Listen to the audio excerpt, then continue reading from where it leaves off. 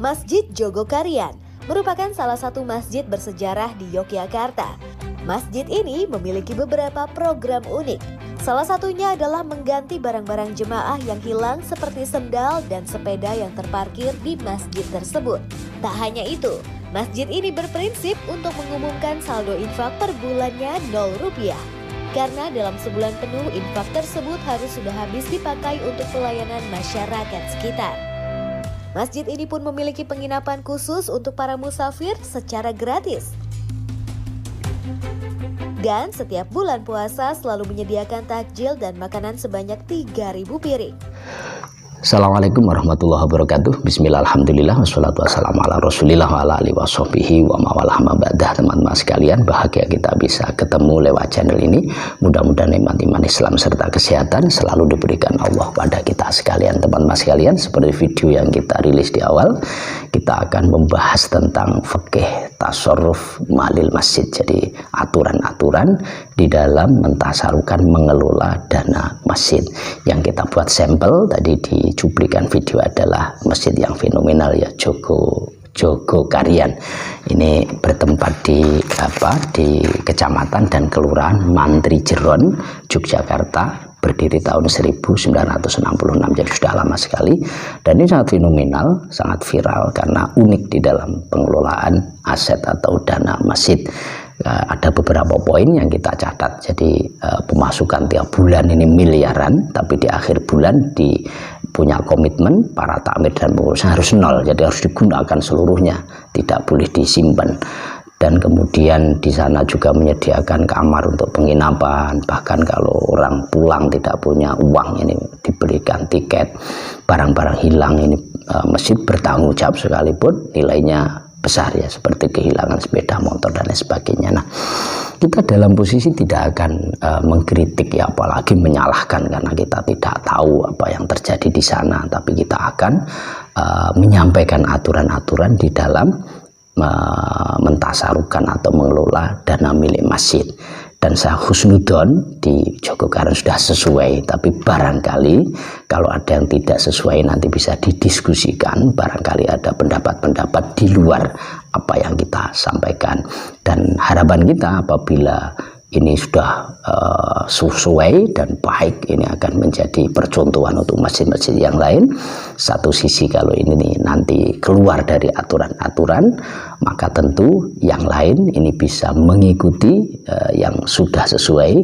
Kemudian ada pembenahan-pembenahan yang belum sesuai. Nah, teman-teman sekalian, sebelum kita sampai pada satu kesimpulan, kita akan menyampaikan dulu ya bahwa mawarid malil masjid atau pemasukan dana masjid itu paling tidak ada dua kalau kita pilih secara besar ya.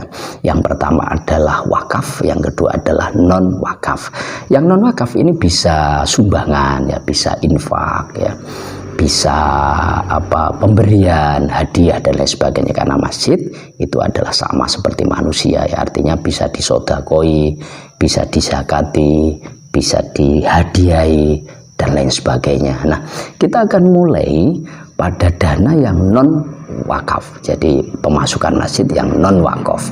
Nah, kita sudah menyediakan beberapa referensi dan ini kita rangkum ya, karena kita sekalipun ada kitab yang kita sediakan, karena ini ada beberapa referensi, maka biar efektif ya, ini sudah kita tulis di sini. Pertama kita buka di dalam Buhyatul Mustarsidin halaman 174 ya, bisa disimak.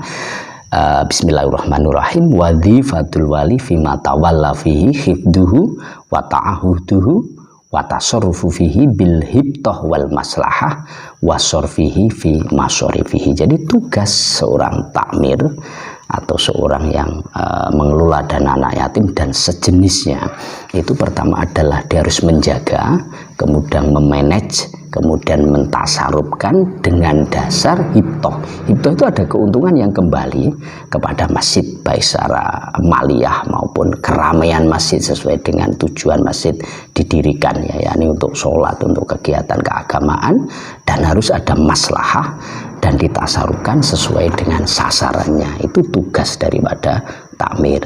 Prinsip yang lain yang tidak kita tulis itu adalah falaham sumalaham. Jadi harus mendahulukan kebutuhan-kebutuhan yang penting kemudian mengakhirkan atau menunda yang tidak penting, sehingga kalau ada yang penting kemudian diabaikan, tentu tasarruf ini adalah tasarruf yang salah. Kemudian di halaman 65 bisa disemat di layar, waya juzu bal yumdabu lil qayyim ayyaf ala ma yu'tadu fil masjid min qahwatin wa tuhunin wa hurima mimma yurahibu nahwal musallin wa illam yu'tad qablu ida zada fi imaratihi. Jadi diperbolehkan bahkan disunahkan bagi seorang takmir masjid atau nadir masjid menggunakan dana masjid.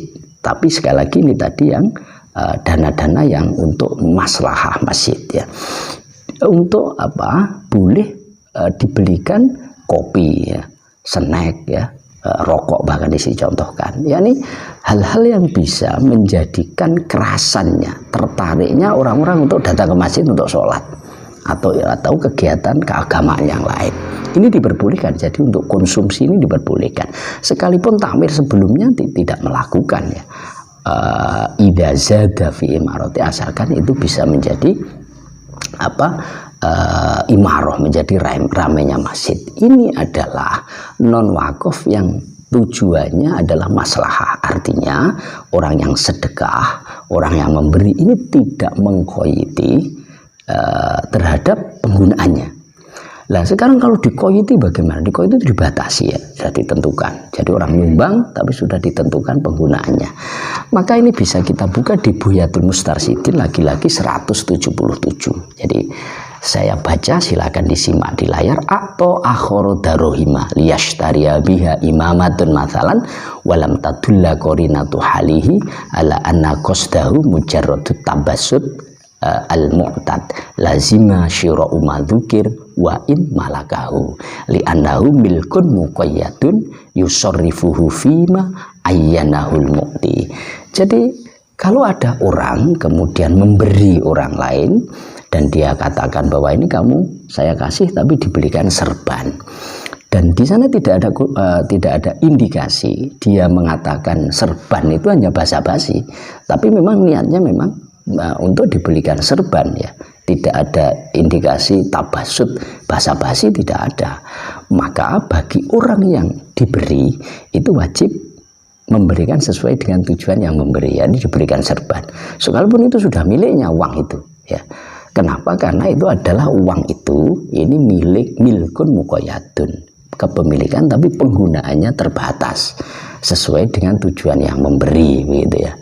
Nah karena masjid ini sama dengan orang, bisa disedekahkan dan lain sebagainya, maka ketika orang yang sodakoh, orang yang memberi terhadap atau menyumbang masjid, ini kalau sudah ditentukan ya, sudah ditentukan tujuannya, oh ini saya nyumbang masjid tapi ini khusus untuk bisaroh para muadzin atau imam sholat, maka harus itu, tidak boleh yang lain. Jadi tidak pokoknya maslahat digunakan yang macam-macam boleh, tidak. Itu kalau pemberian itu adalah dibatasi, penggunaannya sudah ditentukan oleh orang yang memberi. Nah ini bisa dengan ucapan, bisa juga qayyid ini, terbatas ini sesuai dengan kotak-kotak yang disediakan oleh takmir masjid. Misalkan jadi masjid itu sudah banyak kotak, yang satu adalah untuk amal kesehatan, amal untuk konsumsi, amal untuk perawatan, maka kotak-kotak ini tidak boleh dicampur aduk karena oleh takmir sudah ditentukan, sehingga orang yang memasukkan dana ini ke dalam kotak-kotak amal tentu tujuannya adalah sesuai dengan tulisan-tulisan itu. Ini contoh yang ditakyin. Nah hal yang sama itu ada kita baca di dalam Fatawi Kubro. Ini tidak akan kita baca tapi cukup kita sampaikan ya, dan bisa disimak di layar, bisa di screenshot, kemudian nanti bisa ditelaah. Jadi di sini dijelaskan ketika seorang takmir masjid ya, ini saya simpulkan saja, mempunyai dana masoleh ya, kemudian belum butuh, apakah boleh ini dipinjamkan? Nah ternyata di sana dipinjamkan saja tidak boleh, apalagi digunakan untuk hal-hal yang sampai hilang gitu ya, sampai tidak kembali uang itu betul-betul hilang, ini tidak boleh. Karena dipinjamkan saja tidak boleh. Lah kecuali darurat. Lah kalau darurat ini ya tubihul mahdurat, maka menjadi boleh. Kalau darurat ini seperti kondisi penyimpanan masjidnya tidak aman, kemudian banyak perampok, itu dicontohkan di dalam ini. Tapi kalau sekarang ya jaranglah kondisi seperti ini. Yang penting darurat, maka ini menjadi boleh. Lah kenapa ini kemudian tidak boleh? Karena tidak ada hubungannya dengan kemaslahatan masjid. Orang butuh uang, mau apa, ini tidak ada hubungannya dengan kemaslahatan masjid, sehingga tidak boleh. Kemudian yang selanjutnya kita buka di Fatawil Fiqhiyah Kubro di halaman 266, juz 3, bisa dilihat ya di layar. Di sini ada orang sedekah kepada masjid ya, berupa air gitu atau semacamnya. Nah, maka ini tidak boleh dipindah. Jadi yang kita tegaskan dan kita garis bawahi bahwa aset masjid itu tidak boleh milik masjid tertentu itu dipindah ke yang lain. Jadi semisal ini ada karpet, kemudian ada orang minjam masjid yang lain, ada orang mau selamatan, ini tidak boleh, karena orang yang bersedekah itu dia tentu maksudnya ya untuk masjid itu, sehingga tidak boleh dipindah ke yang lain. Jadi kalau di sini contohkan air ini juga tidak boleh dipindah, karena tidak ada kemaslahatan yang kembali kepada masjid yang dituju oleh orang yang bersedekah atau beramal. Ini prinsipnya. Dan yang terakhir kita akan membahas yang kedua, mawarid yang kedua. Lah aset masjid itu yang kedua adalah pemasukan masjid itu adalah wakaf. Lah kalau wakaf ini lebih rumit ya, lebih hati-hati, karena wakaf itu selalu ada penggunaan atau peruntukan, dan wakaf ini tidak boleh digunakan untuk kemaslahatan yang langsung hilang, tidak boleh. Jadi harus berupa barang yang baqa'a ini, sehingga kalau itu wakaf maka sama sekali nggak boleh berikan konsumsi, nggak boleh gaji, nggak boleh, karena ini adalah harapannya adalah jariah. Dan apa indikasi bahwa itu wakaf? Bisa dua, orang menyerahkan barang, kemudian barang ini sesuai dengan syarat wakaf ya, baqa'a ini, maka harus dijaga itu.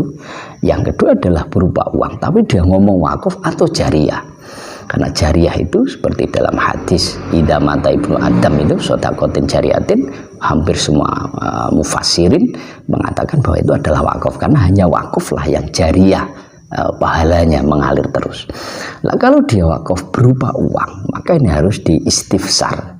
Istifsar itu adalah ditanya, ini mau bentuk atau dibelikan dalam bentuk apa uang ini, apakah Al-Quran atau bangku atau kendaraan. Yang penting ini nanti diwujudkan dalam bentuk barang yang tidak habis pakai, tidak langsung habis pakai, dan penggunaannya ini nggak bisa dijual, nggak bisa. Jadi harus diabadikan di masjid itu sampai pada satu titik bahwa itu tidak bisa digunakan, itu kalau wakaf.